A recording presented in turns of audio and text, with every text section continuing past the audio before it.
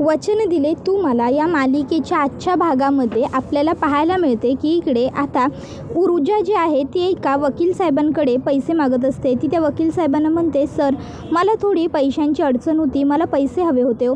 त्याबरोबर ते वकील साहेब ऊर्जाला म्हणतात, ऊर्जा असे अचानक पैसे मागतेस, काय गं काय झालं, सगळं काही ठीक आहे ना, तब्येत वगैरे तर व्यवस्थित आहे ना. त्यावर ऊर्जा सांगते, हो सर तब्येत वगैरे सगळंच व्यवस्थित आहे. एक कर्ज घेतलं होतं, ते कर्ज फेडण्यासाठी पैशांची गरज होती. प्लीज सर मला तुम्ही पैसे दिलेत तर खूप बरं होईल. प्लीज प्लीज सर, ही मदत मी इतर कोणाकडनंही नाही घेऊ शकत म्हणून तुमच्याकडे आली आहे. त्यावर लगेचच ते साहेब म्हणतात, अगं हो हो ऊर्जा, मी करेन तुला मदत. किती पैसे हवेत तुला. ऊर्जा म्हणते, सर मला साधारण 30,000 रुपये हवेत. आता 30,000 एवढे ऐकून ते साहेब म्हणतात, ऊर्जा 30,000, अगं एवढे पैसे कशाला हवेत तुला. त्यावर ऊर्जा म्हणते, सर प्लीज प्लीज मला आत्ता 30,000 रुपये द्या, बाकी काहीही विचारू नका. मी तुम्हाला सगळं काही नंतर सांगेन आणि तुम्ही बोलाल ते काम मी करेन. तुम्ही माझ्याकडनं जी काही कामं करून घ्याल ना, जे काही केस वगैरेचं असेल त्याचेसुद्धा मी हवं तर पैसे घेणार नाही सुरुवातीला, पण सध्या मला पैशांची खूप जास्त गरज आहे, मला प्लीज पैसे द्या. त्याबरोबर ते सर म्हणतात, अगं हो हो ऊर्जा, काही हरकत नाही, देतो मी तुला बाळा पैसे. तसंही तू किती सिन्सिअर मुलगी आहेस हे मला माहिती आहे, मी आलोच घेऊन पैसे. आणि मग लगेचच ते 30,000 रुपये घेऊन येतात आणि ऊर्जाला देतात. ऊर्जा त्यांचे खूप आभार व्यक्त करते आणि थँक्यू सो मच सर असं म्हणते. त्यावेळी लगेचच ते असू देत गं असू देत एवढं बोलून निघून जातात. ऊर्जा म्हणत असते, तुझ्याबरोबरचा प्रत्येक पाशा मला तोडून टाकायचा आहे. त्याबरोबर दुसऱ्या बाजूला इकडे आता पूर्वा ही ऊर्जाला बघायला माणसं येणार असल्यामुळे घर छान व्यवस्थित टापटीप करत असते. इतक्यात आता त्या ठिकाणी दिव्या येते. दिव्या आता घरामध्ये एवढं सगळा टापटीपपणा बघून म्हणते, काय गाई आज आपल्या घरामध्ये काही आहे का. नाही म्हणजे आज चक्क घरामध्ये एवढा टापटीपपणा केला आहे म्हणून म्हणते. त्यावर आई म्हणते, अगं कुठे काय, चादर खूप दिवसांपासून मळकी झाली होती म्हणून जरा बदलत होते. त्यावर मग दिव्या म्हणते, उगाच हा आई काहीही बोलतेस, काय टापटीपणा केला आहेस एवढा आणि मला खोटं सांगतेस. ते काय उशांची कवरं बदलली आहेस, कर्टन बदलली आहेस, आता चादरा बदलते आहेस आणि मला का नाही सांगत आहेस. तू तर हे सगळं काही सणावाराला करतेस, पण आज तर कोणता सणही नाही आहे, मग आई आज हे सगळं तू का करतेस, काही खास आहे का. इतक्यात त्या ठिकाणी शेजारच्या काकू आलेल्या असतात आणि त्या म्हणतात, गो पूर्वा हे घे, हे मी पेढे पण आणलं आहे आणि ह्यो गजरा, गो पेढे लागतील ना मगे सगळं काही ठरल्यावर भरू. मगे माका वाटला होता तू आणला नसशील, तुझी गडबड होऊन जाईल मगे म्हणून मॅच आणले. हे घे पेढे घे. आणि दिव्या, अगे दिव्या तू पण इलेस, बरं केलंस, आता तू इली असंस म्हणजे तुझ्या औषध जरा मदत होईल. मी जर घरी असतंय ना तर माझ्या ऊर्जा मीच तयार केलं असतं, एकदम सुंदर नटवलं असतंय मी तिका. पण तसा तर आपल्या ऊर्जाक नटण्या चटण्याची काही गरजच नसा. ती लोक आपल्या ऊर्जाक बघतील आणि बघता क्षणी ऊर्जेच्या प्रेमात पडतील. त्याबरोबर आता दिव्या म्हणते, 1 मिनटं काकू, प्रेमात पडतील म्हणजे. तशी लगेच त्या काकी म्हणतात, गे बाय माझे, प्रेमात पडतील म्हणजे असा किती विचारतस, तुका माहीत नाही काय गो पूर्वा, ही का बोललीच नाही तू. त्यावर मग पूर्वा म्हणते, मी बोलते ना नंतर. त्याबरोबर मग आता काकू म्हणतात, गो रवान दे तू, मी सांगताय ती का. गो दिव्या, ऊर्जाक बघू घेणार आहेत ना माणसा, त्यांच्याबद्दल बोलते मी. ती लोक आपल्या ऊर्जाक बघतील आणि बघता क्षणी पसंत करतील, काय वाटतं तुका. त्याबरोबर दिव्या म्हणते, आई ऊर्जाला बघायला येणार आहेत. काकू म्हणतात, हो गे बाय माझे दिव्या, ऊर्जाक बघू येणार आहेत माझी माणसा, ऊर्जाक ना खूप सुंदर नटव, अगदी तुझ्यासारखा कर काय, आणि ह्यो पेढा घे. त्याबरोबर आता लगेचच पूर्वा म्हणते, अहो काकू पेढा कुठे देताय, आधी लग्न ठरू तर द्या, मग वाटायचे ना पेढे. त्याबरोबर लगेचच आता काकू म्हणतात, गो मी म्हणतोय मगे तुका, ह्या लग्न जमतलाच, सगळा चांगला होतला बघ, तू काय काळजीच करू नको, मगे सगळा व्यवस्थित होतला, देवाची कृपा सगळं आपल्या ऊर्जावर होतला तिचं सगळा चांगला होतला. खरा तर माकाच आज ऊर्जाक तयार करूक थांबूचा होता हैसर, पण काय करू, माका महत्त्वाचं काम इलो असा त्यामुळे माका जाऊक लागतला. पण दिव्या तू हैसर असस, माझ्या ऊर्जाक चांगली तयार कर, तिका चांगले कपडे बिपडे साडी यो चोली तुझ्यासारखी घाल. त्याबरोबर लगेचच पूर्वा हे म्हणते, हो हो होईल सगळं छान काकू, तुम्हाला जायचं आहे ना. त्याबरोबर काकूना आता लगेचच दिव्या म्हणते, काकू घर तरी स्वतःचं आहे का मुलाचं. त्यावर काकू म्हणतात, घर. त्यावर दिव्या म्हणते, नाही म्हणजे भाड्याच्याच घरात राहतो. त्यावर लगेचच आता काकू म्हणतात, गो घर काय विचारतस, बंगलो असं त्याचा बंगलो, ते काय म्हणतात एकावर एक डुप्लिकेट, तसा असा तसा. त्याबरोबर मग आता लगेच दिव्या म्हणते काकू डुप्लिकेट नाही हो, डुप्लेक्स. त्याबरोबर काकू म्हणतात गो तास ता तुमचा कायदा ता असा. आणि तुका माहिती आहे काय, दिसूक पण पोरगो एकदम चांगलं असा, बाहेरगावी जाण्याची संधी पण असा त्याच्याकडे. आता हे सगळं ऐकून दिव्या जरा जेलस होते. मग आता लगेचच पूर्वा काकूना म्हणते काकू तुम्हाला उशीर होत असेल ना, तुम्ही या. काकू तिकडनं निघून जातात. त्याबरोबर दिव्या म्हणते आई तू मला का गं सांगितलं नाहीस ऊर्जाचं लग्न ठरत असल्याचं? तू का बरं माझ्यापासून या सर्व गोष्टी लपवून ठेवल्यास? तुला काय वाटतं मला बरं वाटलं नसतं का? तू उगाचच फक्त तोंडानेच मला माफ केलं आहेस, मला स्वीकारलं आहेस असं बोलत असतेस, पण तसं अजूनही काहीही झालेलं नाही आहे. तू मला नाही माफ केलेलं आहेस आणि नाही स्वीकारलेस, बरोबर ना? म्हणूनच तर एवढी चांगली गोष्ट माझ्यापासून लपवून ठेवत होतीस. आई म्हणते हे बघ तसं काही नाही आहे दिव्या, मला तुला सांगायचं होतं. पण त्याबरोबर मग दिव्या म्हणते मग काय आई, का नाही सांगितलंस मला? ऊर्जाचं जर सगळं चांगलं होत असेल तर मलाही बरंच वाटेल ना, मलाही आनंदच वाटेल ना. आई तुला खरंच सांगते मला सुद्धा खूप बरं वाटतं आहे गं. आई मी काय म्हणते, मी आज थांबते इथे. मी ऊर्जाला खरोखर छान नटवते, तयार करते, म्हणजे बघ तिलासुद्धा वाटेल की मला तिची काळजी आहे, तिचं सगळं मार्गी लागावं, तिचं सगळं चांगलं व्हावं अशी माझीसुद्धा इच्छा आहे. आणि मग दिव्या मला माफ करेल. त्याबरोबर लगेचच पूर्वा म्हणते नाही नको नको दिव्या, तू इथे थांबू नकोस. हे बघ ऊर्जाला तू इथे थांबलेलं नाही आवडणार. आज तिच्या आयुष्यातला खूप मोठा प्रसंग आहे, खूप मोठा क्षण आहे आणि त्यात तू इथे असलेलं तिला नाही आवडणार. जर तू इथे असलीस तर ती हसणारही नाही मनापासून आणि उगाचच्या उगाच सगळं वाईट होईल. प्लीज आजचा दिवस तुला वाटतंय ना ऊर्जाचं सगळं छान व्हावं, मस्त व्हावं, म्हणून तू इकडे नको थांबूस, तू आज इकडनं जा. दिव्या प्लीज मी सांगते ना तर तू माझं ऐक, तू आज इथे नकोस थांबूस. तिचं सगळं छान व्हावं अशी तुझी इच्छा असेल तर तू इकडनं जाशील. आधीच एकतर शौ. त्याबरोबर आता दिव्या म्हणते काय आई शौ काय बोलत होतीस तू? त्यावर लगेचच ती बोलते शहानिशा. त्या 5 लाख रुपयांच्या पैशांची शहानिशा अजूनही झालेली नाही आहे ना दिव्या. त्यामुळे ऑलरेडी ऊर्जाच्या डोक्यात खूप ताण आहे, तणाव आहे, टेन्शन आहे. त्या सगळ्यात आता तू इथे थांबणार म्हटल्यावर तिला आणखीन जास्त टेन्शन येणार. म्हणून म्हणते तू इकडे नको थांबूस, आज तू जा, तू नंतर कधीतरी ये ना प्लीज प्लीज दिव्या. त्याबरोबर दिव्या म्हणते अगं आई पण खरंच मला ऊर्जासाठी थांबायचं होतं.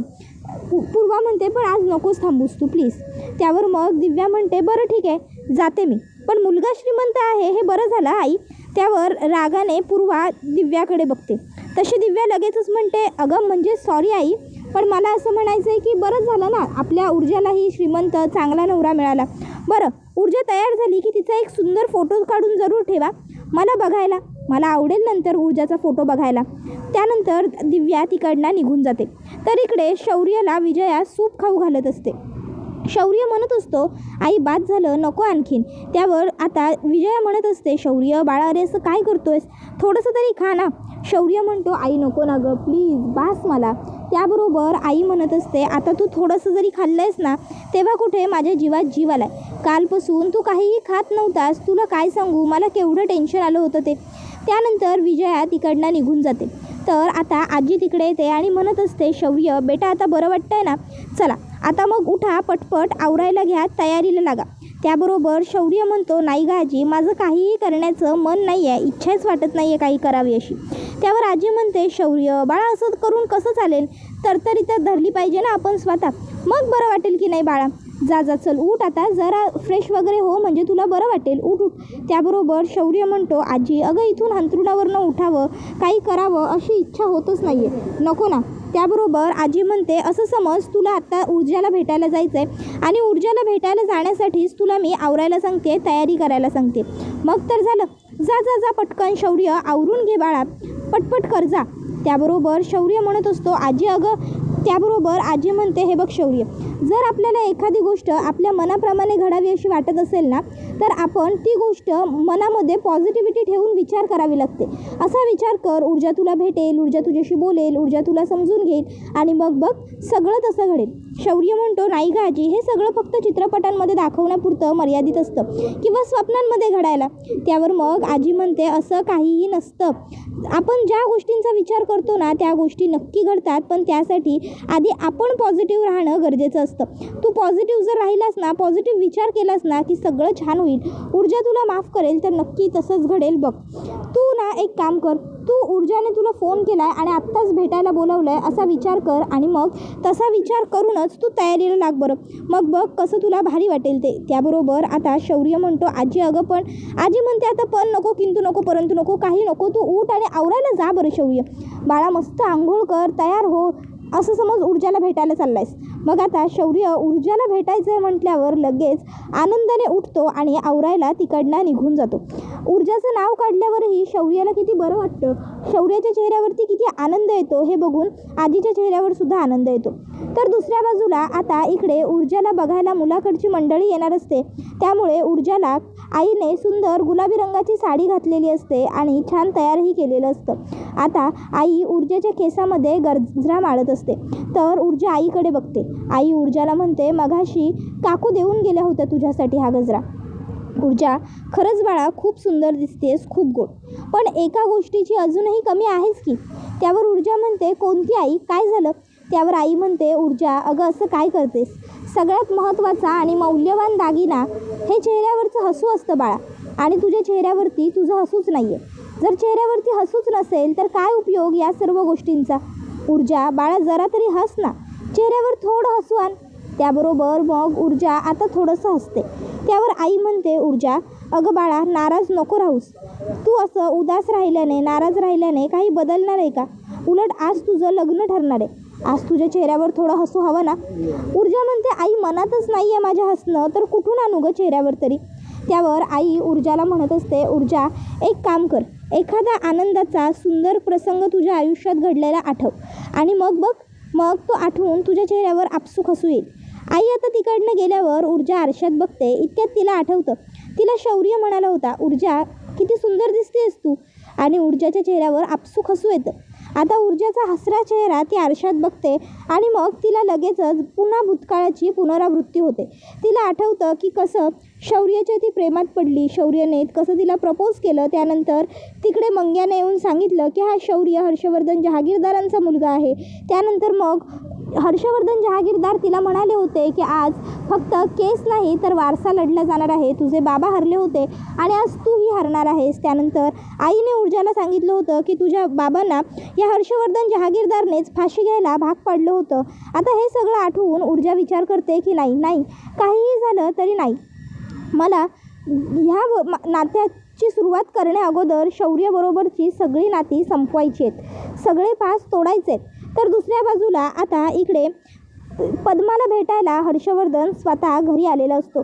आता हर्षवर्धनला बघून पद्मा घाबरते. पद्मा म्हणते, साहेब तुम्ही इकडे? म्हणजे खरं तर तुम्हाला बोलवायला जरा भीतीच वाटत होती, पण तरी पण म्या हिंमत केली आणि तुम्हासनी बोलवलंच. तुम्ही आलायसा ना, तुम्ही इथं बसा, म्या तुमच्यासाठी पाणी घेऊन येतो. त्याबरोबर हर्षवर्धन घरात येतो आणि म्हणतो, नाही नको, पाणी वगैरे काहीही नको आहे. पद्मा म्हणते, बरं साहेब. त्याबरोबर ती हर्षवर्धनला म्हणते, साहेब माझ्या विनंतीला मान देऊन एवढं तुम्ही इथवर आलायसा हे. त्याबरोबर हर्षवर्धन हा लगेचच पद्माला म्हणतो, विनंती नाही, अट, तुझी अट होती मी तुला भेटायला यावं म्हणून मी भेटायला आलो. बरं आपण आता मुद्द्याचं बोलूया. त्यावर पद्मा म्हणते, साहेब बसून घ्या. त्यावर हर्षवर्धन म्हणतो, नाही नको, गरज नाही आहे बसण्याची. त्यावर पद्मा म्हणते, अहो असं कसं साहेब, बसावं तर लागलच ना. त्यावर हर्षवर्धन तिच्याकडे आश्चर्यचकित होऊन बघतो. त्यावर ती म्हणते, अहो साहेब म्हणजे अहो एवढा वेळ किती उभं राहणार तुम्ही, म्हणून म्हणालो, बसायला तर हवं की, घ्या बसा. त्याबरोबर हर्षवर्धन आता बसायला खुर्ची त्याच्या बाजूने खेचून घेतो. त्यावर आता हर्षवर्धनने खुर्ची खेचल्यावर पद्मा म्हणते, अहो साहेब थांबा. त्यावर हर्षवर्धन आता पुन्हा पद्माकडे बघू लागतो. पद्मा आता म्हणते, धूळ आहे ना व त्या खुर्चीवर, म्या तुम्हासनी धूळ झाडून देतो, मग तुम्ही बसा. मग पद्मा आता धूळ झाडण्याच्या बहाण्याने पुन्हा एकदा खुर्ची तिने ठेवली होती त्याच जागेवरती घेते आणि मग ती हर्षवर्धनला म्हणते, घ्या साहेब, म्या धूळ झाडून दिलेली आहे, आता तुम्ही या खुर्चीवर बसू शकता, बसा. त्याबरोबर हर्षवर्धन त्या खुर्चीवरती बसतो. पद्मा म्हणत असते, साहेब खरं तर तुम्हाला भेटायला बोलवायला टेन्शन आलं होतं, पण शेवटी बोलवलंच. तसं पण आता हर्षवर्धन म्हणतो, तुझी अट होती म्हणूनच मी तुला इकडे भेटायला आलो. आता मी पैसे घेऊन आलेलो आहे पद्मा, तू जे बोलली आहेस ते करणार आहेस ना? पद्मा म्हणते, हो साहेब, म्या तसंच करणार आहे, तुम्ही बोलत जावा, मला जे तुम्ही बोलाल ते ऐकायला चालेल. त्याबरोबर दुसऱ्या बाजूला इकडे हर्षवर्धन हा पद्माबरोबर बोलत असताना दुसरीकडे आता शौर्य हा तयार होत असतो. शौर्य विचार करत असतो, खरंच जर मला ऊर्जाला भेटायला जायचं असतं तर. खरंच आता मी तयार होत असताना मला ऊर्जाचा फोन आला आणि ऊर्जा मला म्हणाली तर शौर्य मला तुला भेटायचं आहे, मला भेटायला ये. असा विचार करत शौर्य आता त्याने ऊर्जाला जे कानातले गिफ्ट केले होते ते कानातले हातामध्ये घेतो आणि मग शौर्यला लगेचच ऊर्जाची आठवण येऊ लागते. शौर्य आता ते कानातले बघतो आणि त्याला आठवतं की त्याने हे कानातले ऊर्जाला गिफ्ट केले होते आणि ऊर्जाने हे कानातले अगदी आवडीने घातले सुद्धा होते. तेव्हा शौर्य ऊर्जाला म्हणाला होता, ऊर्जा खरंच तू खूप गोड दिसतेस. आणि मग शौर्याच्या समोर लगेच येतं ते काळं सत्य. शौर्याला आठवतं की ऊर्जाने तेच कानातले त्याच्या अंगावरती फेकून मारलेले होते आणि त्याला सांगितलेलं होतं की पुन्हा माझ्या आयुष्यात कधीही येऊ नकोस, मला तुझ्याशी काहीही संबंध ठेवायचे नाही आहेत. इतक्यात शौर्याच्या फोनवरती ऊर्जाचा फोन येतो. ऊर्जाचा फोन बघून शौर्याला इतका आनंद होतो की काय करू आणि काय नको असं त्याला झालेलं असतं. शौर्य लगेचच फोन उचलतो आणि म्हणत असतो, हॅलो ऊर्जा, हां बोल ना. अगं तू मला फोन करशील असं मला वाटलंच नव्हतं. तू बोल ना, का फोन केलास तू? काही काम आहे का? ऊर्जा तुला मला भेटायचं आहे का? सांग ना. त्याबरोबर ऊर्जा म्हणते, हो मला तुला भेटायचं आहे शौर्य. शौर्य म्हणतो, खरंच? कधी भेटायचं आपण? कुठे भेटायचं? ऊर्जा तू सांग फक्त की मी तुला भेटायला कुठे येऊ? तू जिथे सांगशील ना तिकडे तुला भेटायला यायला मी तयार आहे. कधी येऊ मी तुला भेटायला? आत्ता येऊ का? आपण आत्ता भेटायचं का? आपण आत्ता बोलायचं का? आत्ता भेटू शकतो का आपण? त्याबरोबर ऊर्जा म्हणते, नाही नको, आता नको, वेळ कळवेन मी तुला, मग तेव्हा वेळ आणि ठिकाण सांगितल्यावर तू तिकडे ये, खूप महत्त्वाचं काम आहे. त्यावर शौर्य म्हणतो, ठीक आहे चालेल ऊर्जा, तू जिथे सांगशील तिकडे मी येईन. आता समोरून शौर्य बोलत असतो पण ऊर्जा फोन कट करते. त्याबरोबर आता इकडे शौर्य हा म्हणत असतो, अरे वा, या ऊर्जाने स्वतः मला कॉल केला होता आणि ऊर्जाने मला भेटायला बोलवलं आहे. बाप रे, आजी जे म्हणाली होती ना ते सगळं खरं ठरलं. आजी म्हणाली होती की प्रेमात खूप ताकद असते, खऱ्या प्रेमात खूप ताकद असते आणि माझ्या प्रेमात तर खूप ताकद आहे. ऊर्जा आता बघ, आता आपल्या दोघांमधलं ना सगळं व्यवस्थित होईल.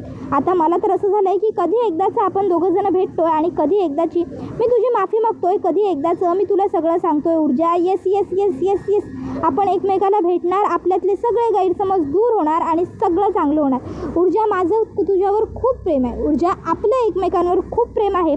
असं म्हणत शौर्य त्याने ऊर्जाला जे कानातले दिलेले असतात त्या कानातल्यांना किस करतो आणि म्हणत असतो की लवकरच सगळं चांगलं होईल, लवकर सगळं पूर्वीसारखं होईल. ऊर्जा, मला आता असं वाटतंय की कधी एकदाचा तू मेसेज करतेस आणि कधी मी तुला भेटायला येतोय. खरंच मला खूप घाई झाली आहे, मला आता धीर निघत नाही आहे, असा विचार शौर्य करत असतो. तर दुसऱ्या बाजूला ऊर्जा म्हणत असते, ह्या नवीन नात्याची सुरुवात करण्याआधी तुझ्याबरोबरचे सगळे संबंध संपवायचे आहेत मला शौर्य.